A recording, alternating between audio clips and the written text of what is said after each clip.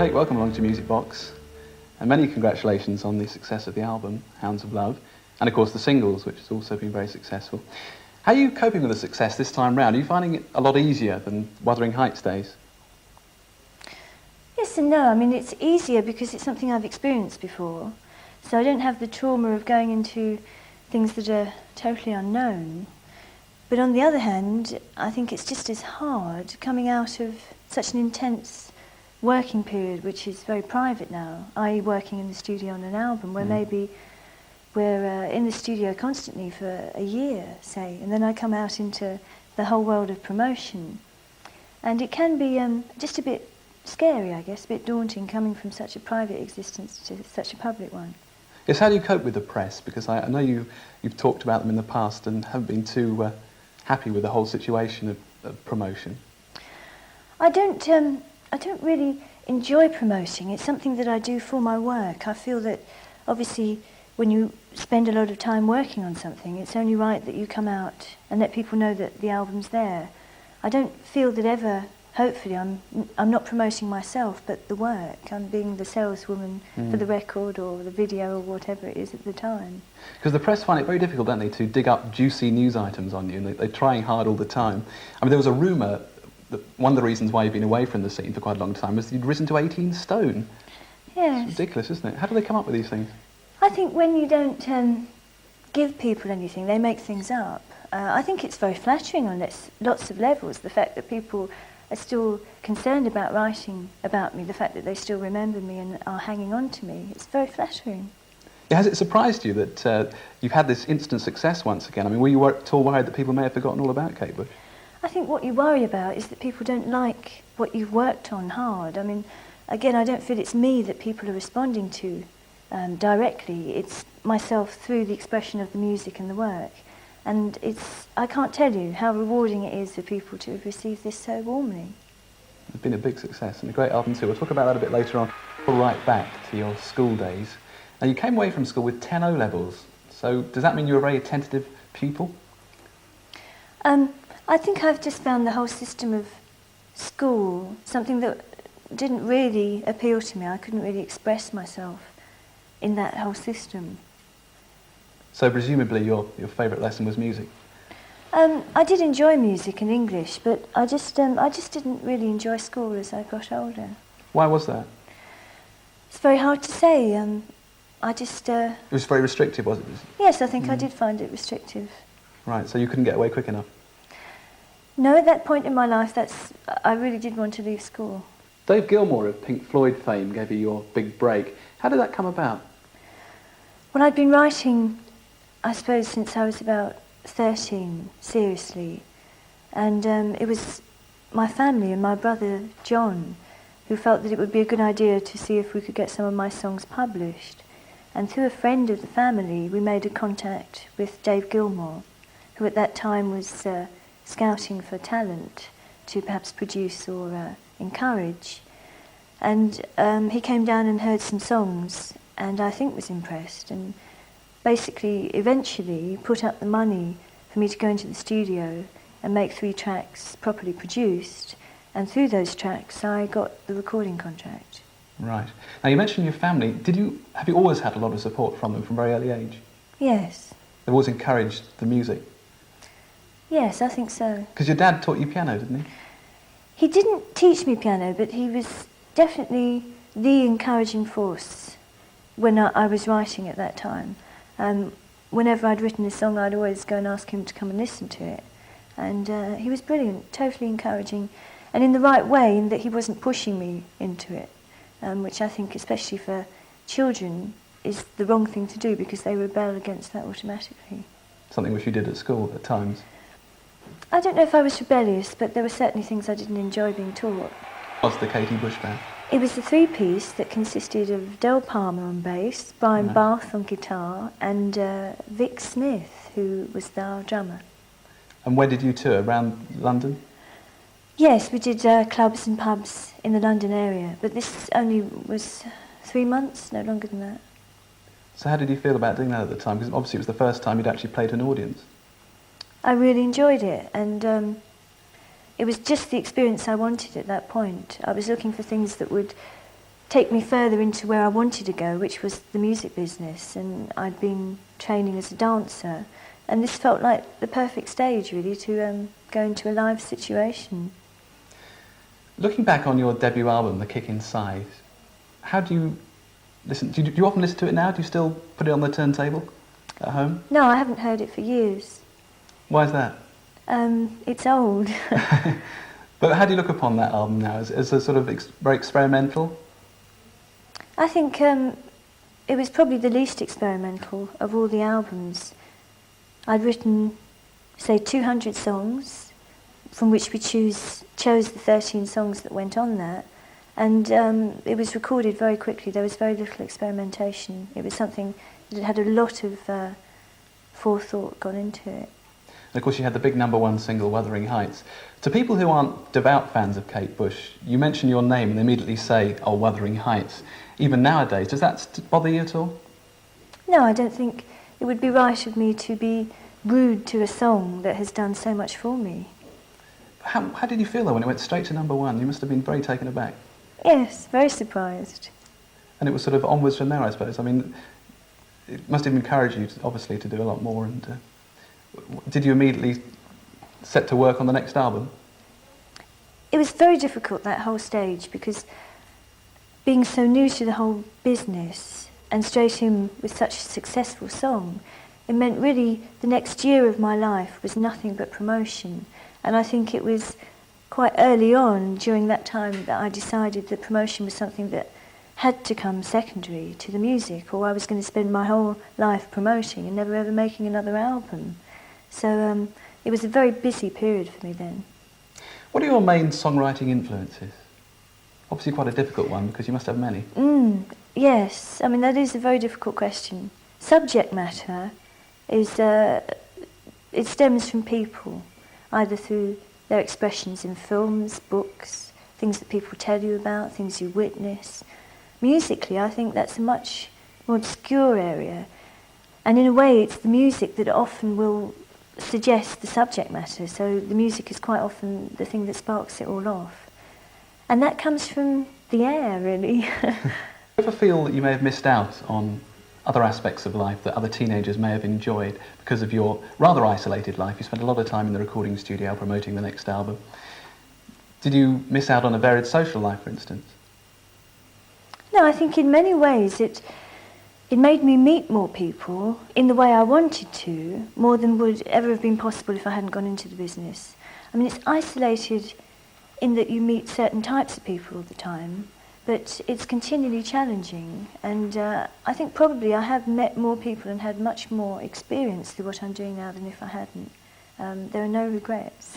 And you've never felt you were pushed into adult life too quickly? No, I think that's something that happens to kids now much sooner than it did for me, and I think it's something that is genuinely happening sooner all the time. Kids just grow up quicker now. Because you never had any worries about getting a job, did you? Yes, I did. I think when you leave school and you don't know what you're going to do, I was very much throwing myself to fate. If it hadn't have worked, I would have been in a very difficult situation. I just worked very hard and hoped that I'd be able to make something of it, and I was very lucky. Did you ever consider an alternative career? I considered it, but it was never anything serious, and that's why I felt I had to leave school and just go for it, because if I didn't make an attempt to throw myself into that lifestyle, I didn't feel it was something that was going to come to me. It was something you had to go out and get. Was that partly influenced by your upbringing from your parents? I don't know what it was influenced by. I think it was the very strong desire in me that had started when I first started working at the piano, that this was what I wanted to do. I didn't want to go to university. I didn't want to be in a job where I couldn't be creative. But how did other people react to that? They must have been a bit taken aback. You mean my family? Yeah, your family in particular. Yes, I think obviously my parents were very concerned. I was leaving school, going into something that was completely insecure, and I think really they had a tremendous amount of faith in me, in that they wanted me to be happy, and they understood that I wasn't just spending my time doing nothing. I was very seriously working on a career that could be insecure, but they had a great deal of faith in me. Do you have a favourite album? I think the last album you do is quite often your favourite one because that's the one you put the most energy into recently. But I think the fourth album held some very precious moments for me, so I'd say that one for now. The Dreaming. Yes. A lot of people would have said that album was rather abstract and possibly a bit obscure, and it didn't sell in the quantities that the others had done. Did that influence you on your new album? Very difficult to say. I don't know what influences you between one and the other except your life, really. You change with the environment, and my environment did change between the last album and this one. I moved out of the city and into the country, and I think those two energies are very apparent on both albums. The fourth album is very much an oppressed city atmosphere album, and this one that's just released is very much a freer, elemental album. Did you feel a real need to get out into the country then? I was getting fed up with being in London, yeah. I don't know about a real need, but I think it's a very good thing for me. I'm glad I did. It certainly helped me relax as a person. And did it drain your creative energies then, being in the town? No, I don't think you could say it drains your creative energies, because if anything, and I'm sure a lot of people would agree with me, the sense of oppression and energy that you can get from cities can be very, very productive to writing songs. But I found I was getting too many distractions that were stopping me having the time to concentrate on my writing. So rather than it being productive, it was getting in the way. Do you now commune with nature? I don't know about commune with nature, but certainly when I look out my window and there's trees and fields, I feel a lot happier than concrete blocks out there. When you see the trees and the fields, do you see a song as well? No, I think it's not quite as basic as that, but there's no doubt that when you're writing and you look out the window and there is that force out there, that it does affect you very differently from if it was a city or by the sea. Definitely your environments do affect you much more than we think. And of course your working environments too. You've just designed and built your own studio. How are you finding that, working in your own studio? It's superb. There really couldn't have been better decisions made in this time between the last album and this, where I've moved and we've moved the studio to where we are. There are so many areas where it's helped. Again, I feel much more relaxed. I'm much freer to work in an uninhibited way. I do get quite nervous if you've got people you don't know coming in, listening. In the London studio, people are always coming in, borrowing pieces of equipment. The phone's always ringing, and it's costing you a phenomenal amount of money every hour. So you do feel guilty if you experiment, because you feel you're just throwing the money away. At home, obviously, there aren't those pressures at all. Because you've got quite a reputation as a slow worker. Yes. Why do you feel that need to take everything so slowly? I don't think I feel the need to take things slowly at all. In fact, it's very, very frustrating for me that things take as long as they do. It's never planned. It's just something that takes over. Once you get into the studio and the songs are there, they really do create their own life force, and they take over you and they just drag me behind them until they're finished. And it's strange, because quite often, I wouldn't really want to go in and work on the album. I was tired. But you just sort of go in there, it drags you behind it. Have you ever had pressure from the record company to get on with it? I don't have that relationship with the record company. I make an album and I present it to them. And I think if they're happy with the album, then our relationship is successful. You of course had the big hit single Running Up That Hill, taken from the Hounds of Love album. What inspired that song? That was the first song I wrote when we moved to the country. I think it was perhaps an expression of freedom from the things that I'd felt before. But it's very much about love and the power of love and the frustration of misunderstanding within relationships. And that if a man could become a woman and a woman a man within their relationship, that perhaps they'd understand a bit more about each other. And that's the deal with God? Yes. There's some very complicated dance routines in the video. It must have taken you a long time to work those out. That was a lot of fun. I was working there with Diane Gray, choreographer, who I met a couple of years ago. It's very exciting working with other people. I think especially so when you spend such a lot of time, say in the studio where you're only working with a set group, say 2 other people. And it was very inspiring working with a choreographer who's also such a good dancer. And we got on well together, we had lots of fun. 2 of the Hounds of Love album is a concept piece called The Ninth Wave. Can you tell us a little bit about that? It's about someone who is in the water for the night, alone in the water. And it's really about their past, present and future coming to keep them awake, to stop them drowning, to stop them going to sleep until the morning comes. It isn't immediately obvious, is it, if you listen to the album?